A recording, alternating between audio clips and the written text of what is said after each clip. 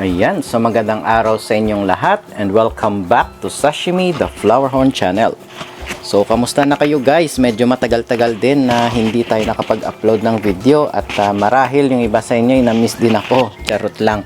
Anyway, so sa sobrang busy kasi guys, medyo hindi ko bigyan ng oras yung pagbablog, lalong-lalo na nahihirapan kasi ako sa pag-i-edit. So ngayong araw na ito guys ay i-update ko lang kayo sa mga isda ko ngayon ng mga flowerhorn na nandito sa bahay. So tulad ng sinabi ko sa dating mga vlog natin, hindi na ako nagbebenta ng isda guys kasi hindi na talaga kaya ng oras ko kasi may trabaho na tayo. So ito na lang yung mga natira dito sa akin, yung mga alaga ko na lang. So update ko na lang kayo guys ng mga isda ko na nandito sa bahay. So syempre unahin natin yung legendary natin, yung si Maki. Ito na siya ngayon guys. Ayan, well and good pa rin. At hindi pa rin nakaranas ng sakit to kahit isang beses. So malaki-laki na siya mga mas malaki pa sa palad ko guys. So yung si Maki, para sa mga bago lang dito sa vlog ko, si Maki, ito yung pangalawang flowerhorn ko simula nung nagsimula ulit ako nung I guess that's basta nung pandemic, hindi ko na maalala, 2023 yata, no? Ayan, so medyo matanda na rin, mga 4 years old na yata tong si Maki na to. So kung napapansin niyo, pulang-pula siya, no? Yung kanyang kulay, no? Alagang super cock yan guys. So namumula na siya, no? Mas pumula pa siya. At yun, hindi na nga lumaki yung cock niya kasi depende kasi sa jeans yan guys kung lalaki pa ba yung cock niya. So yung jeans nang nabili ko nito ay hindi masyadong malalaki yung cock, kaya ganito lang yung nakayanan ng kanyang cock. So yan si Maki guys, malaki na siya.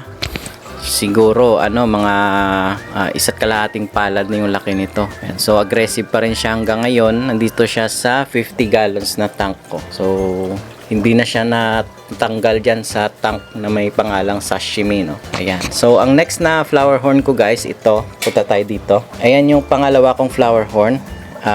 Golden base naman siya guys. So binili ko ito siya last year lang yata. Kasi bakante yung part ng aquarium ko na to.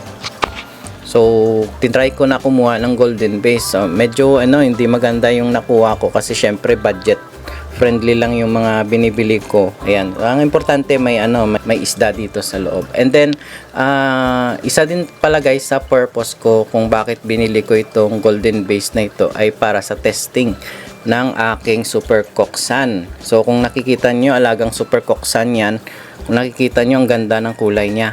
Ayan, orange na orange. Tapos medyo may parang red-orange yung kanyang kulay. So, yan yung pangalawa kong flowerhorn, golden base. Ayan, wala nga lang siyang plums. Pero okay na. So, for testing lang naman yan ng super cocksan ko kung yan ba ay, yung product ko na ba yun ay effective. So far maganda naman yung kinalabasan nito. At marami na rin pala guys na umu-order sa akin ng super cocksan. So yan ang next flowerhorn. Yung next ko, ito recent lang to kasi yung isa kong flowerhorn namatay guys. So nagkasakit siya nung time kasi na yon nagbakasyon ako tapos hindi nalinisan to ng mga almost 1 month. Buti nga ito naka-survive, pero yung isang nandito noon, yung flowerhorn na BMF KZZ, hindi nakayanan, kaya nagkaroon ng hexamita. So tinanggal ko na yun, namatay na siya, and then pinalit ko tong Kampha. Nakalimutan ko yung strain nitong Kampha na ito. So mga budget friendly lang to na isda. Kaya kung napapansin niyo, hindi kalakihan yung cock, and then medyo mahaba nga yung body. Pero at least ang purpose ko kasi dito ay para may Kampha din ako na isda na inaalagaan. So yan guys, malaki na siya nung binili ko. 1,000 lang yung kuha ko yata dito. Ayan, pero maganda na siya, no? Mas gusto ko kasi sa flowerhorn yung full mask. Mas pinipili ko yung mga full mask kaysa sa malalaki yung cock. So nagagandahan kasi ako doon. And then lalong-lalo na yung kanyang pearls. Ayan, kung napapansin niyo, puting-puti. Yan. So gumanda pa yan guys nung una nung dumating dito, parang parang dull pa yung color. So nung tinry ko siyang bigyan ng combination ng Super Coxan at saka Mars, ito yung naging itsura niya. Mas gumanda siya ngayon. Ayan. So yan yung Kamfa ko na flower horn. At ang last ito guys. Ayan. So ito, binili ko to dati pa nung last time pa ito eh. So ito naman ay KZZ. So nandito siya sa 20 gallons na aquarium, no. Dating aquarium ko ng mga glow tetra ko. So kinonvert ko na tank ng flower horn kasi ang masela ng glow tetra ang bilis mamatay. So konting lang na hindi mo lang ma-water change, namamatay agad. Kaya sabi ko, flower horn na lang yung ilalagay natin dito. So, ayan, kung napapansin niyo guys, iyan, yung aquarium ko ay may mga ornaments pa, mga bato-bato at mga pebbles. No, kasi nga, ayoko na kasing i-dispose yung mga yan.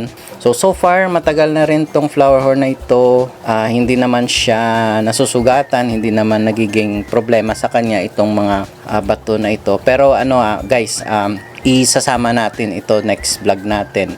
About sa mga ornaments. So kung ano ba talaga ito, kasi maraming nagsasabi na kailangan bare bottom yung tank ng flower horn. So pag-uusapan natin kung bakit ganun yung dapat na tank ng flower horn fish. Pero so far, dito sa aking experience, wala namang problema sa ganitong klaseng setup. So, siguro depende sa flower horn naman yan. Ayan. So far, yan lang yung aking vlog for today. So, I hope na next time makakapag-vlog pa ako ulit. Inayos ko na pala yung boses ko tulad nung dati kasi ginawa ko lang kasi yun kasi may script. Pag nagsasalita kasi ako na may script, parang iba yung tono ko, lalo Ilonggo tayo. Ayan.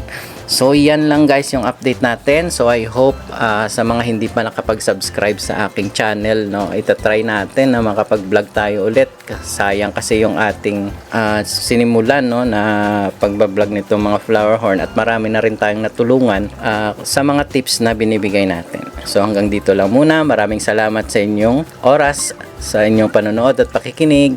Don't forget to subscribe to Sashimi the Flower Horn channel. Maraming salamat and paalam!